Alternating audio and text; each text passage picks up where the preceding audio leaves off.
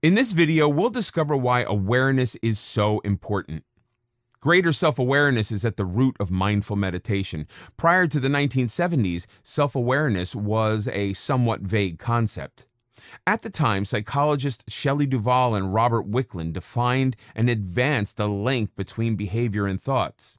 If we could understand our thoughts, we could increase the awareness as to why we behave in a certain way.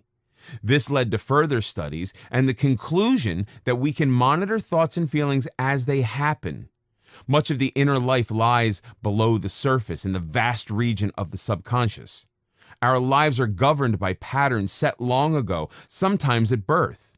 Perhaps the first words out of your parents' mouth when you were born was, "Here's my future doctor." Growing up, much was expected of you, and your career path was clear. Good schools, perfect grades, best college, then medical school. After an appropriate period, there would be a suitable spouse, a desirable house, followed by 2 adorable and well-behaved children. If this is our internal blueprint, we might never question it. We may never be totally aware that this has been our path from birth. It's as if we moved on a kind of automatic pilot, with us just along for the ride. If at age 30 we drift into a state of depression, we become utterly confused. We have achieved our dream. What could possibly be wrong? Our mind can be conditioned in many ways. With the help of mindful meditation, we can recognize a pattern of behavior. It's this awareness that allows us to take that first proactive step toward change. We are now in the driver's seat. There are countless ways when our conditioning simply bypasses our inner self. We are someone else's creation, not a person in our own right. Our thoughts and feelings are so deeply buried we're no longer aware of them, except on some level we are aware. But our only clue may be anger, sadness, or simply a deadening numbness. We lose interest in things that used to excite us. We deliberately sabotage relationships because then at least we have a logical reason for feeling miserable. Maybe we turn to drink and drugs.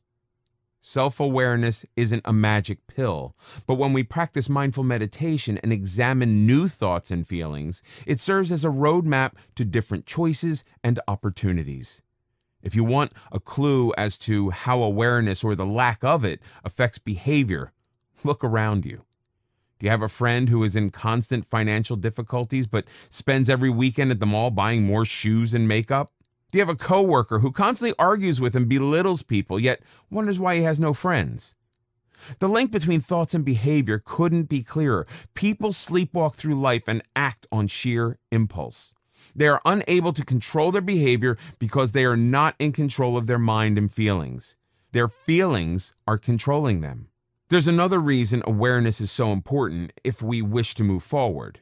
Many of us ruminate about past wrongs. Some of us even obsess about them. Anger and bitterness can take over our minds and leave little room for anything else. At the same time, studies show that our memories can be very difficult from the reality. Maybe we were bullied a few times in school. What we remember is not the bullying, but the emotions that were a part of the experience: shame, anger, helplessness. When we recall the bullying, what we really remember are those negative feelings. This can significantly affect how we see ourselves and how we behave towards others. Maybe we are overwhelmed by shame and feel worthless, or we thrive on anger and start bullying others before they have a chance to bully us. These behaviors become ingrained habits, and we react automatically without understanding why. Sadly, many people go through their lives chained to a script. The dialogue for these scripts can be written in childhood, and we spend our days reacting to established clues. Growing up, were you called stupid, unattractive, or clumsy? It may be 20 or 30 years later. Maybe the people who labeled you are no longer here, but their voices still resound in your brain, whether you're consciously aware of them or not. Every time you tell yourself, "I can't do this, why bother? No one worthwhile will ever love me," your mind replays a script that determines your actions. The path you're walking now was set long ago. The band has stopped playing, but you're still dancing to the music. As you become aware of your life's script, it may seem like a case of mistaken identity. Every fiber of your being is arguing, but this isn't me. Whatever your pattern, it has moved you further and further from your true essence. This can be a painful realization. At the same time, it can be the key to the release from a lifetime of mental bondage. The more you engage in mindful meditation, the more you will understand the reasons for your past actions and will be able to develop a new, alternative life script. It is never too late to change. As a matter of fact, mindful meditation makes it easier to open our mind and accept a different, perhaps unexplored path. With mindful meditation, you become aware of the negative dialogue that guides your behavior, the opportunity to change the life script you've been living, and open doors to better, more life-affirming choices is both exciting and challenging, but it's always worth it. There's a possibility that some of the new awareness will make you uncomfortable. We're all human. We've all behaved badly or made mistakes we would rather not think about. And here comes mindful meditation, about to make us confront behavior we'd rather forget. It can seem scary at first. To quote Dr. Phil, you can't change what you don't acknowledge. The unwanted behavior will continue until you face it. Denial is a luxury you can't afford if you want to move forward. As a matter of fact, the problem will only worsen. Know that it is never too late to change. Sometimes it does take some courage. The point is so critical it bears repeating. You can't change what you don't acknowledge. Change isn't always easy, but it may be necessary to become a better version of you.